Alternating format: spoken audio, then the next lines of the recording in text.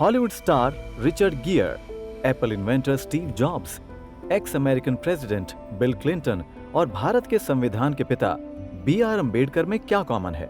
जो कड़ी इन लोगों को आपस में जोड़ती है उसका नाम है बुद्धिज्म। इसकी खास बात है कि बुद्ध के मानने वाले दुनिया के हर कोने से आते हैं। That's why it's called a world religion। Buddhism को फैलाने में किसी भी तरह की जोर जबरदस्ती या वायलेंस का इस्तेमाल नहीं किया गया। वैसे बुद्ध ने कभी रिलीजन फॉर्म करने की बात नहीं की। बुद्ध के समय और उनकी डेथ के बाद बुद्धिज्म कई हिस्सों में बंट गया। इतिहास की माने तो बुद्धिज्म के बारे में सबसे पहले लिखा गया बुद्ध के मरने के 150 साल बाद, और धीरे धीरे बुद्ध के मैसेजेस के कई वर्जन सामने आ गए। वर्जन कोई भी हो, लेकिन बुद्धिज्म 4 नोबल ट्रूथ्स यानी 4 सत्य और नोबल 8 फोल्ड पाथ पर बेस्ड है। थेरावादा, महायान, वज्रयान बुद्धिज्म का हिस्सा है। थेरावादा बुद्धिज्म की सबसे पुरानी डिवीजन है और इसका मतलब होता है the teaching of the elders. इसे हीनयान या लोअर व्हीकल भी कहते हैं। बुद्धिज्म के इस वर्जन की शुरुआत करीब 3rd सेंचुरी BC में हुई। थेरावादा बुद्धिज्म की कंजर्वेटिव ब्रांच है और आज दुनिया में करीब 100 मिलियन थेरावादा बुद्धिस्ट फॉलोअर्स हैं। इन सबको जोड़ने वाली भाषा है पाली, जो कि बुद्ध के समय में बोली जाती थी।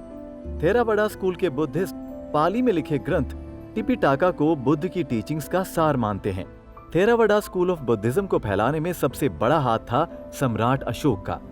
बर्मा, कंबोडिया, लाओस, श्रीलंका और थाईलैंड में थेरावादा काफी पॉपुलर है। दूसरा स्कूल ऑफ बुद्धिज्म है महायान स्कूल। महायान का मतलब होता है बड़ा वाहन यानी ग्रेट व्हीकल। महायान 100 BC में कश्मीर में शुरू हुआ और फिर सेंट्रल एशिया, ईस्ट एशिया और साउथ एशिया के कुछ हिस्सों में फैल गया। आजकल की बात करें तो कोरिया, तिब्बत और जापान में रहने वाले महायान बुद्धिस्ट कहलाते हैं। महायान बुद्धिज्म में दूसरों के एनलाइटनमेंट को अपने खुद के एनलाइटनमेंट से ज्यादा जरूरी समझा गया। बोधिसत्व यानी एनलाइटेंड बीइंग का महायान में काफी इंपॉर्टेंट रोल है। थेरावादा बुद्धिज्म में सिर्फ हिस्टोरिकल गौतम बुद्ध को एक्सेप्ट किया गया है, जैसे शाक्य मुनि, जबकि महायान बुद्धिज्म में बुद्ध के कॉन्टेम्पररी अवतार जैसे अमिताभ और मेडिसिन बुद्धा को भी शामिल किया गया है।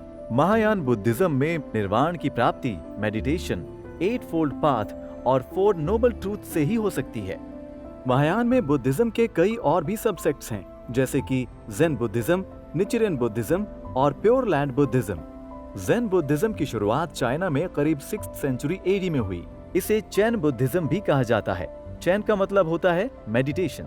ज़ेन बुद्धिज्म चाइना में शुरू हुआ और कोरिया और जापान तक फैल गया। कहते हैं बोधि धर्म नाम के एक इंडियन सेंट ने शाओलिन मोनेस्ट्री में इसकी शुरुआत की, जो कई दिनों तक एक दीवार को देखते रहे और फिर उन्हें ज्ञान की प्राप्ति हुई।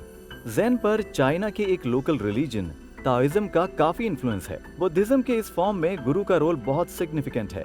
ज़ेन गुरु या तो बोधि धर्म के डिसेंडेंट्स होते हैं या गौतम बुद्ध के। जापान में 13th सेंचुरी AD में बुद्धिस्ट मंक निचिरेन डाइशोनिन ने निचिरेन बुद्धिज्म की शुरुआत की। निचिरेन बुद्धिज्म का बेसिस लोटस सूत्र है, जो 10 स्पिरिचुअल सिद्धांतों पर बेस्ड है।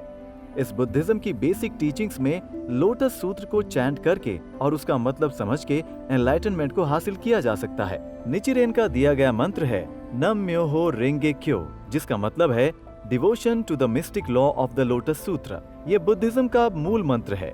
निचिरेन ने अपने जिंदा रहते बाकी के बुद्धिस्ट स्कूल्स को काफी अपोज किया और कहा कि वो गलत रास्ते पर जा चुके हैं। इससे उनके काफी दुश्मन बन गए और उन पर 2 बार जानलेवा हमले भी हुए।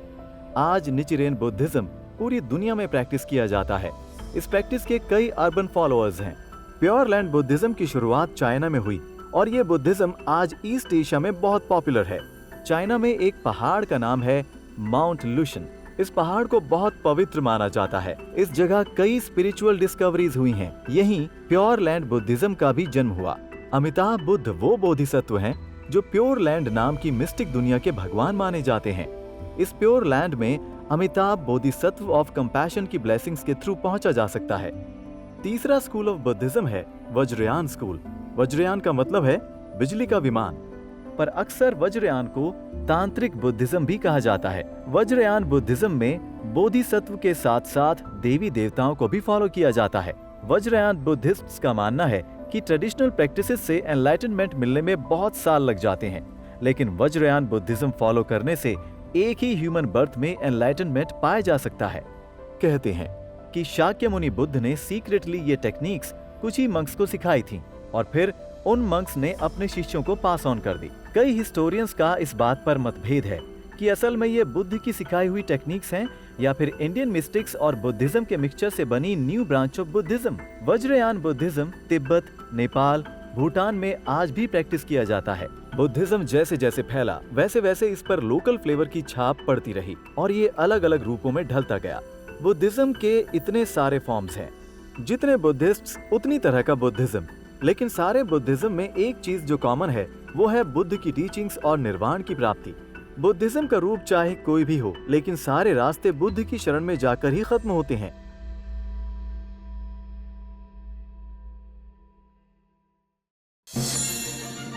Like, share, subscribe and click on the bell icon to never miss an update from Epic.